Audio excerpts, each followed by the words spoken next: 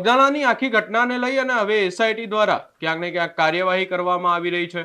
જે નવનીત બાલદિયા કે જેમની ઉપર હુમલો કરવામાં આવ્યો હતો એમને પણ એસઆઈટીએ બોલાવ્યા અને આખી બાબતને લઈ અને પૂછપરછ કરી। પરંતુ આ તમામ ચર્ચાઓની વચ્ચે હવે સુરતના કોળી સમાજ દ્વારા જે આખી લીગલ ટીમ બનાવવામાં આવી હતી એ લીગલ ટીમ દ્વારા એક પુરાવો રજૂ કરવામાં આવ્યો છે।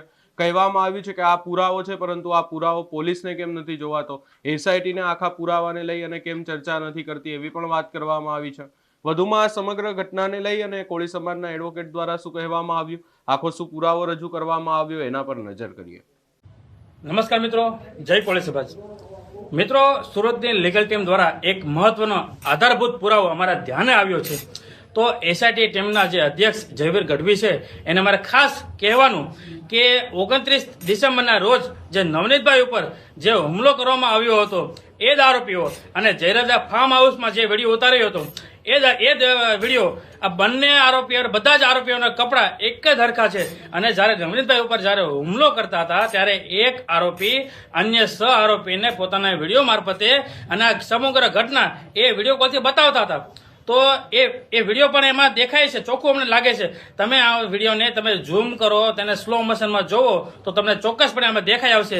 જો એક ધારાશાસ્ત્રીને જો વિડીયો મારફતે પુરાવા મળી આવતા હોય તો આઈપીએસ કક્ષાના અધિકારીને આ વિડીયોમાં જ સવાલનો જવાબ છુપાયેલો છે, તો આમને કેમ નથી મળી આવતા? આ પણ એક શંકા ઉપજાવે છે। અને શું આમાં આરોપી છે એને સવલતો આપવામાં આવે છે? તો સરકાર જે છે એ કોનાથી ડરે છે, કોનાથી એટલી બીક રાખે છે? શું આ આરોપીઓ છે એનો એટલો બધો વગ છે? શું આ પૈસાદાર છે એટલે? શું એમની ઓળખાણ છે એટલે? નહીં, આમાં ચોક્કસપણે તપાસ થવી જોઈએ। મિત્રો, હું તમને આ વિડીયો બતાવું છું, તમે ખાસ ધ્યાનથી જુઓ।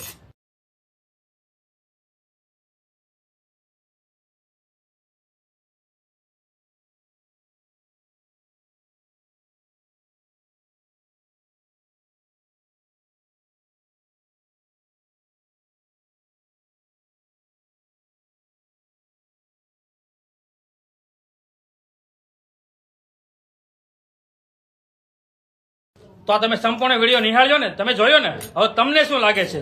તો આ તમે કોમેન્ટ કરો, શેર કરો, જેથી કરીને તપાસ કરનાર અધિકારીને પણ ખબર પડે, ગૃહમંત્રીને પણ ખબર પડે કે આપણે આમાં કઈ જગ્યાએ કચાશ રાખીએ છીએ ને કઈ જગ્યાએ આપણે કાયદાનું પાલન નથી કરતા। અને આમાં સત્ય બહાર આવવું જોઈએ, નવનીતભાઈને અને પરિવારને ન્યાય